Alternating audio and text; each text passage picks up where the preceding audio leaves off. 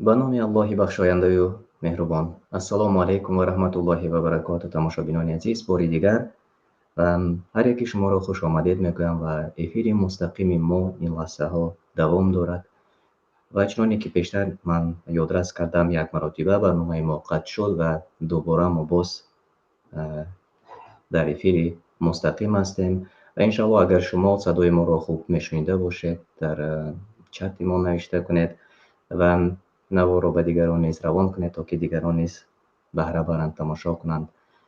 بهترین شب‌های آخر ماه شریف رمضان و امروز ما تصمیم گرفتیم با استاد محمد علی قربان، ختم کرده دانشگاه شهر ریاض، درباره تفسیر سوره قدر کمی با شما صحبت کنیم.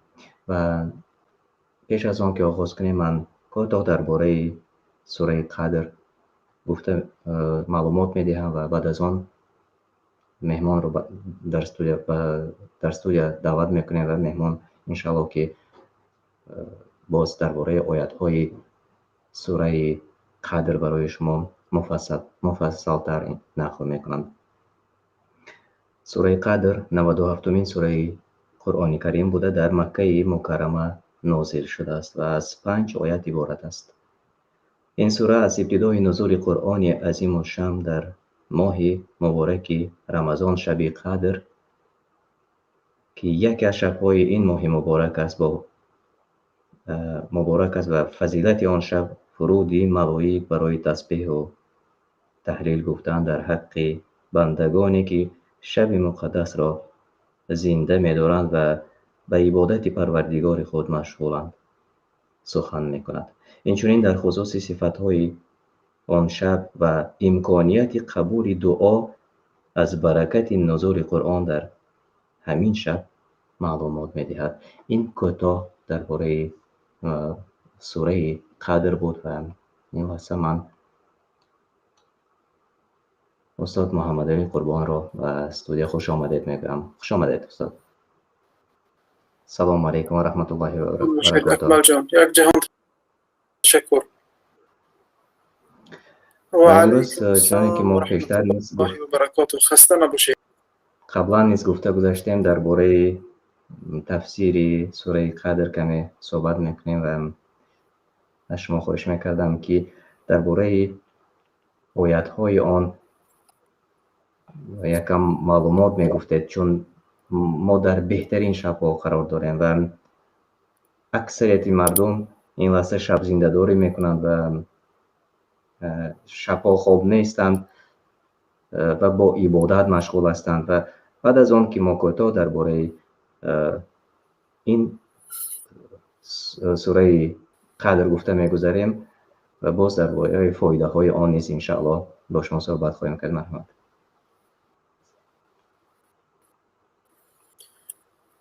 به نام خداوند بخشنده مهربان، درود و سلام بر پیغمبر آخر زمان. السلام علیکم و رحمت الله و برکاته. بینندگان عزیز و ارجمند، سوره این یکی از سوره‌های پره و کامل است که الله سبحانه و تعالی در باره صحبت کرده است و عظمت این شب را و باب اعمال نیک را در این شب به ما و شما بیان نموده است.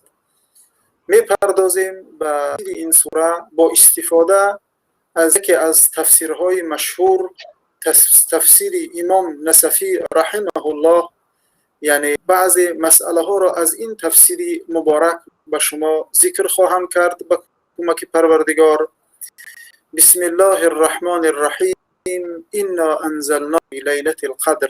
الله سبحانه و تعالی میفرماید که البته ما فرود فرستاده قرآن کریم را از لوح المحفوظ به بیت العزت به آسمان دنیا در شب قدر و از بیت العزت به پیغمبر خدا صلی الله علیه و سلم توسط جبرائیل امین علیه السلام در مدت 23 سال موافق به حدیثه ها، جواب به سؤال ها، حل برای مسئله ها و تعلیمات و تربیت در مدت 23 سال الله سبحانه و تعالی توسط جبرائیل امین این کتاب را فرستاد، سوره سوره، آیه چند آیت، تا اینکه مردم را از به حیات و نورانی و زندگی درست و سازنده و بهترین آنها را برساند. و حکمت هم از همین در طول 23 سال آمدن قرآن کریم به پیغمبر خدا صلی الله علیه و سلم همین بود که یعنی قبول کردن مردم را و تربیت کردن مردم نیز آسان گردد و مردم نیز برای او را قبول بکنند. یعنی وقتی که یک چیزهای زیاد را گردن کسی بار میکنی برای او سنگین میافتد قبولی آن، و الله سبحانه و تعالی که آفریدگار ما و شما است طبیعت نفس انسانی را میداند، با این حکمت یعنی این پیغمبر ما و شما فرود فرستاد. خب درباره شب قدر، برای چه شب قدر شد؟ در این باره شب قدر گفتند که یعنی که شبی است که در او تقدیر میکند الله سبحانه و تعالی یک ساله تقدیرات مردم را. یعنی شب قدر یعنی شب تقدیری یک ساله حیات ما و شما و فعالیت ما و شما. برای همین هم و شما در شب قدر طاعت و عبادت میکنیم تا ثواب را دست آوریم. این بکنیم که خداوند بهترین عملها، بهترین موفقیتها، بهترین طاعت و عبادتها و دستاوردها و اعمال نیک را در این یک ساله که در شب قدر تقدیرات الله سبحانه و تعالی نصیبمان الهی بگرداند. برای همین هم شب دعا است، یکی از اعمالی که در این شب انجام داده می شود. بله، در آیت سیوم سوره قدر آمده است که شب قدر از 1000 ماه بهتر است. منظور چی است؟ برای چی چنین گفته شده است که از 1000 ماه بهتر است یک شب قدر؟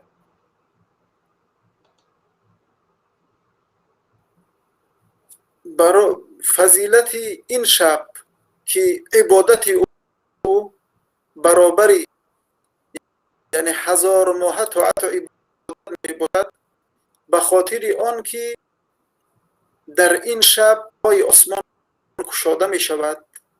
مفسرین گرامی میگویند چنان ملائکه به زمین می آید، زمین و قرآن کریم ترین کتاب در بهترین ماها در این شب نازل شده است. در این شب مبارک جمع آمده است. عبادتی که در او انجام داده می شود یک شب عبادت، خواه 8 ساعت است یا 10 ساعت است، از درازی و کوتاهی شبها در گوشه و کنار عالم بستگی دارد. سبب این اعمال ماه طاعت و عبادت یعنی 83 سال و 4 ماه برابر می شود. یعنی سبب عطا کردن الله سبحانه و تعالی این بهترین شبها شب قدر ما و شما امتان رسول صلی الله علیه و سلم در آن گفتند که رسول خدا صحابگانش یاران پاکش پیغمبرانی ذکر کرد. به بعض روایات نام او شمعون بود رحمه الله. خود کرد که در راه خود 1000 ماه یراق برداشت و در راه خدا 1000 ماه کارزاری کرد برای دین الله سبحانه و تعالی کردن، شرک و گمراه کردن. عمر طولانی او را 1000 ماه را شنید و اعمال 1000 ماهی او را وقتا که شنیدن بسیار یعنی در تعجب رفتند و آرزو کردند که کاش که به آن این چنین عمرها طولانی نصیب میشد که این چنین اعمال بزرگ را انجام میدادند. خداوند مهربان این آرزو و هوس یاران پیغمبر صلی الله علیه و سلم رسول گرامیش را یعنی عملی گردانیده سوره قدر را نازل کرد و در این سوره همچنان که ذکر کرده در آیت 30 اعلان کرد هر به طاعت عبادت سپری بکند هم عمل طولانی و 83 ساله و 4 ماهه عابد یا 1000 ماهه الله از فضل و کرمش. بله یعنی بهترین ماه هست و بهترین مفسرین گرام و شب قدر را این چنین معنی هم دادن که یعنی الله سبحانه و تعالی شب قدر یعنی شبی که دارای فضیلت و قدر بالایی می باشد که به خاطر این همه فیض و طاعت و عبادت او 1000 ماهه طاعت و عبادت برابر می باشد. بله چنانه که شما قید کردید در آیم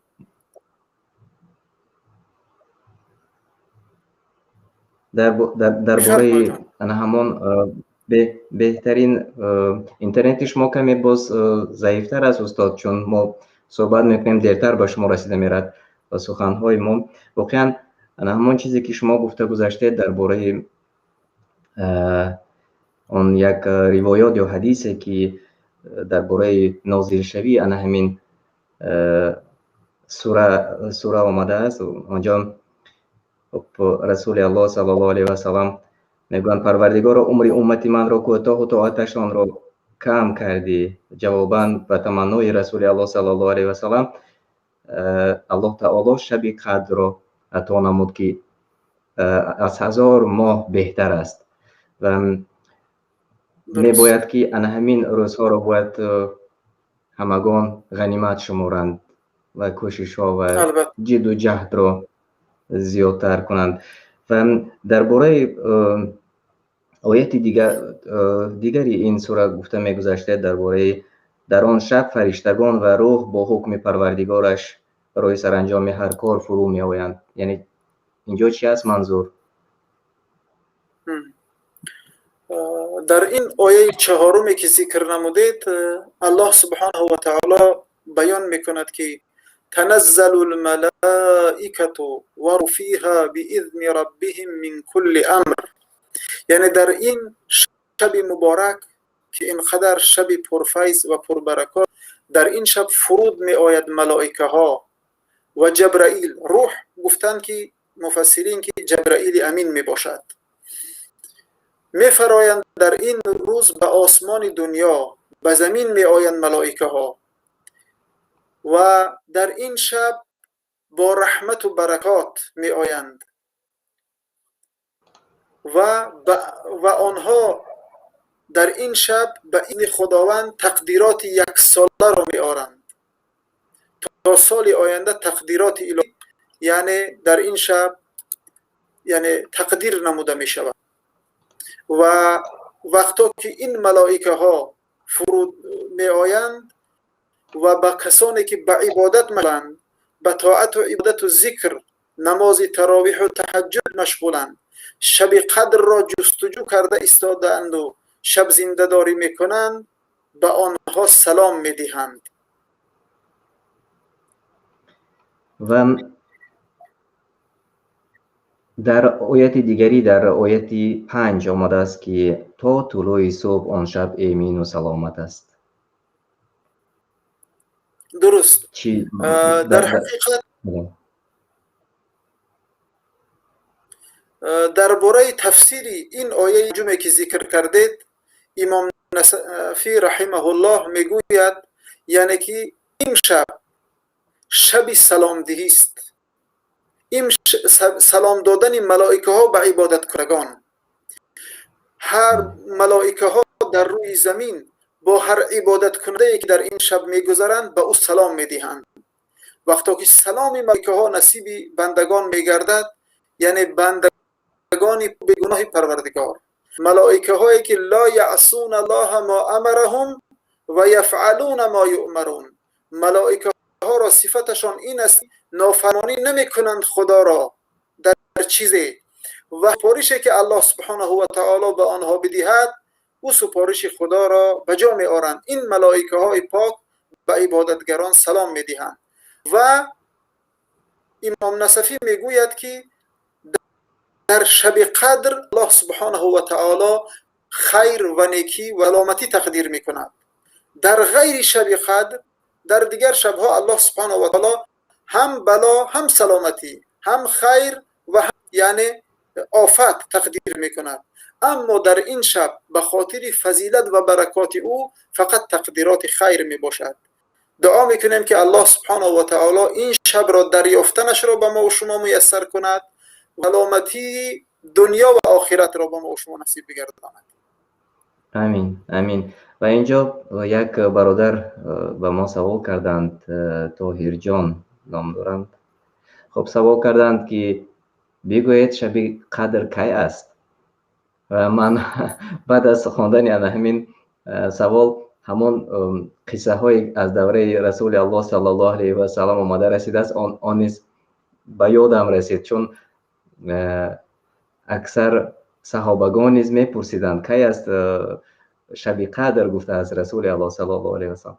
و خب در برنامه‌های گذشته ما گذاشتیم درباره همین شب‌های قدر و کی امید است که شب قدر باشد و بیاید یک بار دیگر تکرار میکنیم. مرحمت. بسیار خوب. شب قدر پیغمبر خدا صلی الله علیه و سلم فرمودند، یعنی بیایید به بدایه برگردیم.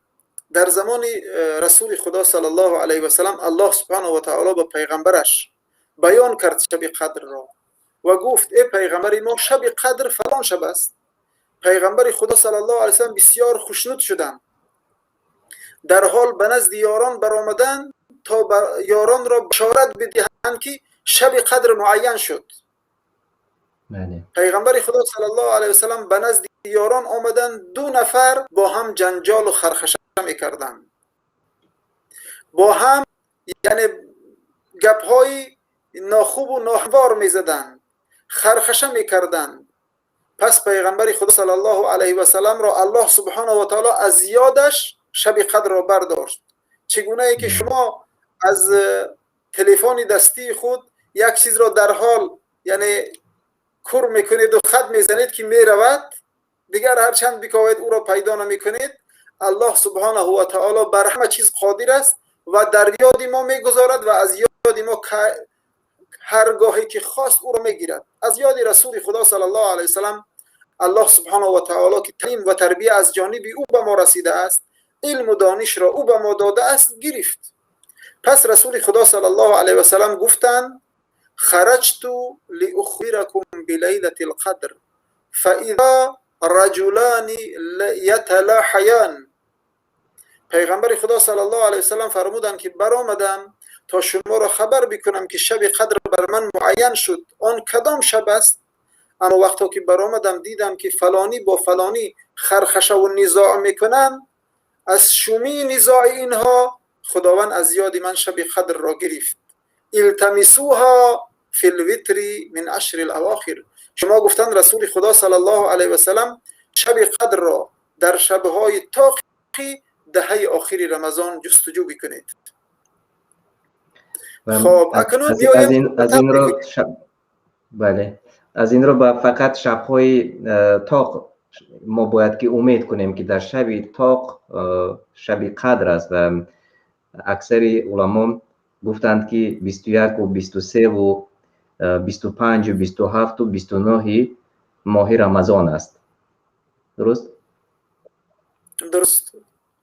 درست. یعنی عالم ها درباره شب قدر را معین کردن بسیار زحمت ها کشیدند، بسیار حدیث ها و آیه های قرآن را جستجو کردند، حتی به اندازه جستجو کردند که سوره قدر را کلمه هایش را حساب کردند. بله. حرف هایش را حساب کردند. خلاصه تا به جای آمدند که یعنی بعضی ها مثلا امام نصفی رحمه الله روایت میکند که زحمت های علما را میگوید که اکثر علما زحمت جستجو کرده از به این خدا آمدن، همچنان که ذکر کرده شب 27 را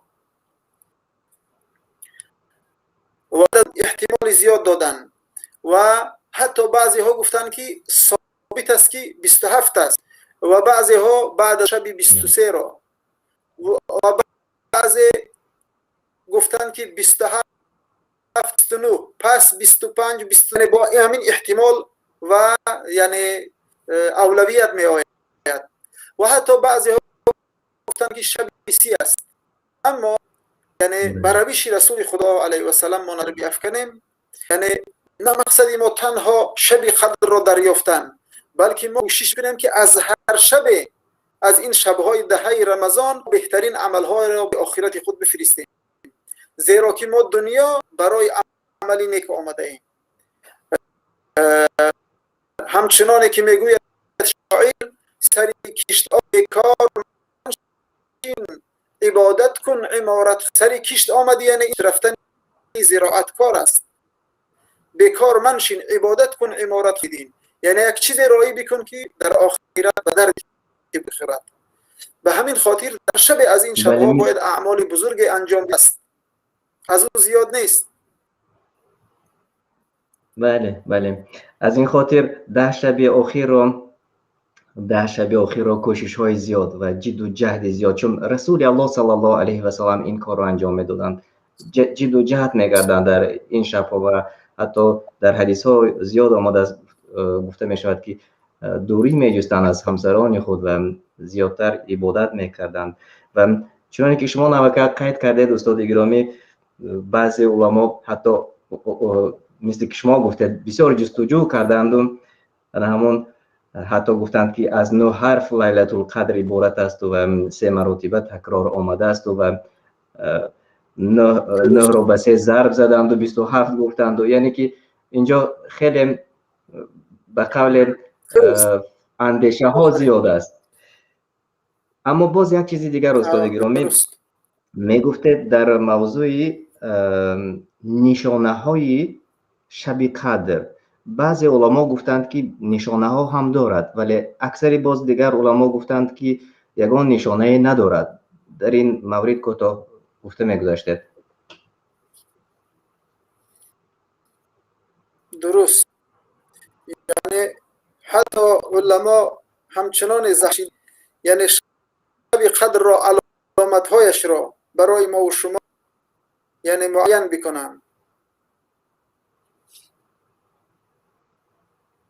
یکی از علامت هایی که علما گفتن، شب قدر بسیار شب آرام و تنگ است، همچنانه که به این همان آیه مبارکه که ما ذکر کردیم، سلام هی حتی مطلع الفجر، یعنی که شب قدر شب سلامتی است، آرامی است، خیر و برکت است تا دمیدن صبح. یعنی که یکی از علامت های آن شب بسیار شب آرام،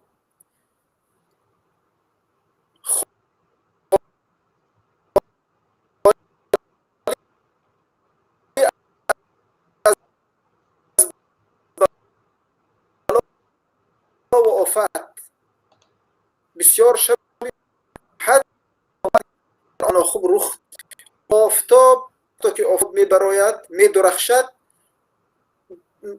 نور آفتاب یعنی خیره است، نه مثل هر روزه که تیز و یعنی پرقوت باشد. یعنی این چنین علامت های گوناگون را چطور کردن علما در علامت های او ذکر کردن. و دیگر علامتی که گفتن شب قدر، گفتن علما نه خنک است نه گرمی گرم، شب معتدل و میانه می باشد. او اعلم بالصواب. بله، تشکر زیاد استاد گرامی، خیلی صحبت خوب بود و کوتاه ما برای تماشابینان، کوتاه برای همگان درباره 5 آیاتی که در سوره قدر آمده است گفته گذاشتیم. و تشکر زیاد میگویم از شما که توانستید وقت خودتان رو دریغ نداشتید، چون برنامه ما مستقیم است و برنامه مستقیم ما اشتراک کردید. و درباره در آخر دعایی که در شب قدر میگویند و یا دهه آخری ماه شریف رمضان میگویند، درباره آن گفته میگذاشتید و چی معنا دارد آن را نیز کوتاه شرح میدادید. آمد باشید. البته سوال است که مادرمان عایشه رضی الله عنها از پیغمبر خدا صلی الله علیه و سلم پرسیدند.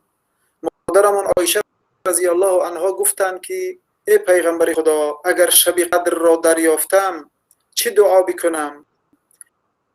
پیغمبر خدا صلی الله علیه و سلم با مادرمان گفتند هر شب قدر را دریافتی بگو اللهم انک عفو تحب العفو فاعف عنا.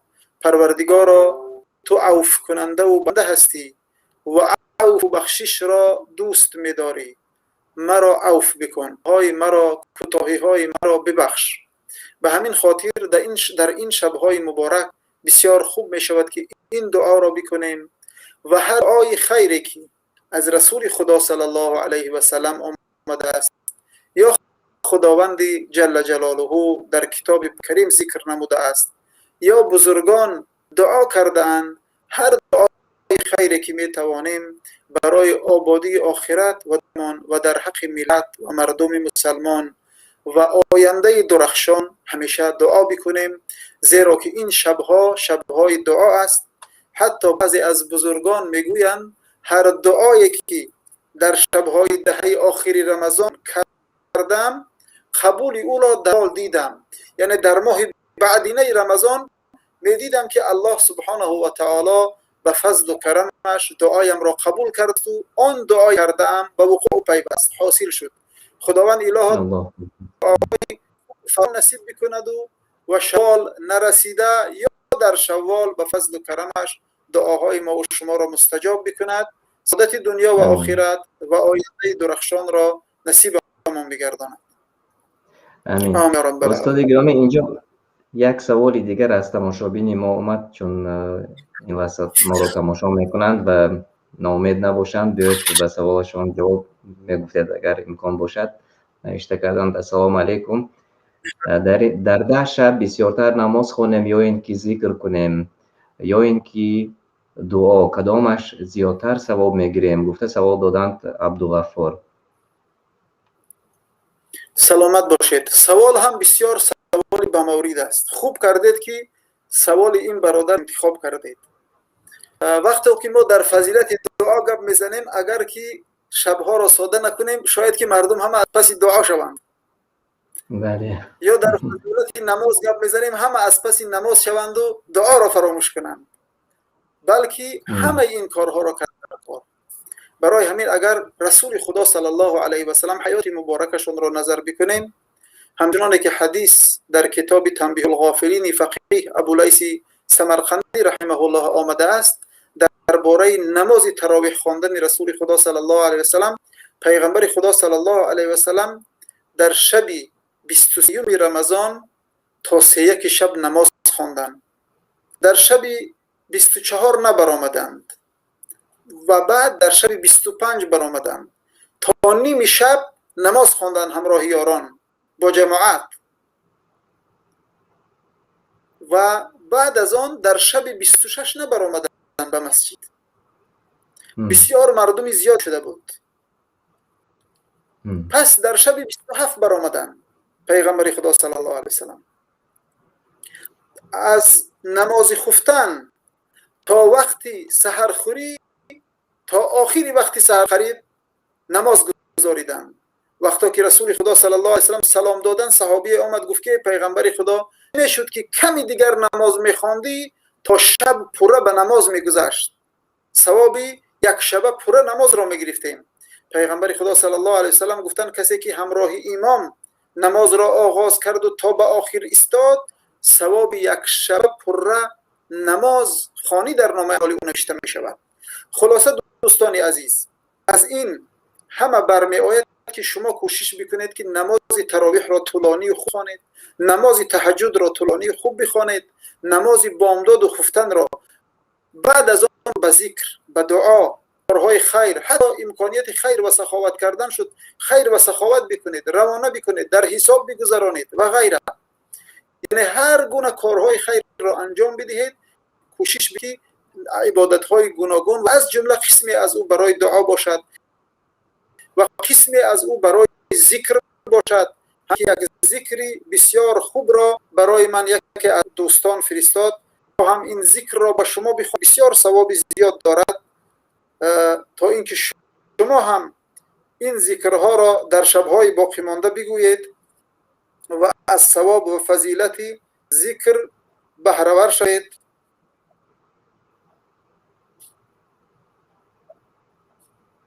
این ذکر که پیغمبر الله علیه و سلام در حدیث های صحیح خود درباره ذکر با کلمه توحید که او کلمه یگانگی خداوند، تنها معبود بودن خداوند را افاده میکند و دور بودن از شرک را برای ما و شما تأکید میسازد، همین است که رسول خدا صلی الله علیه و سلم این ذکر را تأکید کرده فرمودند که این ذکر را بسیار بگوید: لا اله الا الله وحده لا شریک له، له الملك وله الحمد وهو على كل شيء قدير. این در صحیح بخاری و مسلم آمده است. هر کسی که این ذکر را 100 مرتبه بگوید، گویا 10 غلام آزاد کرده باشد. یعنی این ذکر را در این شب مبارک خوب و به مورد است. یک بار دیگر ذکر را تکرار میکنیم: لا اله الا الله وحده لا شریک له، له الملك وله الحمد وهو على كل شيء قدير. معنایش نیست معبود غیر از الله تعالی، او یگانه است، شریک و همتای ندارد، اوست مالکی همه مخلوقات و موجودات و شکرگویی به نیکیات کردن تنها خاصه اوست و از همه ارزنده به شکرگویی و به نیکیات او الله سبحانه و تعالی می باشد و او خداوند بر همه چیز قادر و تواناست. تشکر زیاد استاد گرامی، خیلی خوب گفته گذشتید. و یک چیز دیگر رو نوکک شما در صحبتتان گفتید که رسول الله صلی الله علیه و سلام چند روزی برآمدند به نماز با جماعت و چند روزی نبرآمدند و برآمدن و نبرآمدن این رسول الله صلی الله علیه و سلام به نماز تراویح از چی دلالت میکند یا چی را میآموزد برای ما؟ سلامت باشید. آفرین، بسیار سوالی حکیمانه.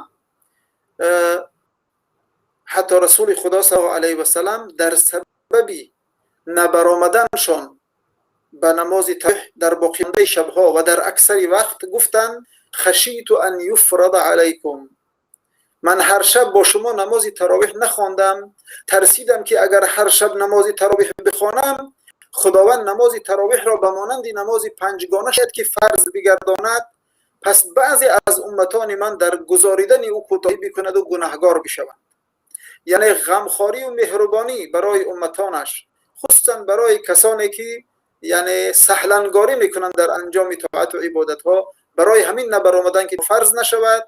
و بعد از گذشتن رسول خدا صلی الله علیه و سلم از دنیا، عمر پسر خطاب رضی الله عنه خلیفه دوم مسلمانان که پیغمبر خدا صلی الله علیه و سلم در وصف خلیفه اول و دوم ابوبکر و عمر گفتند، یعنی که شما روشی این دو خلیفه رازین بگیرید و با دندانهای کرسی را محکم بگیرید و با روش اینها عمل بکنید.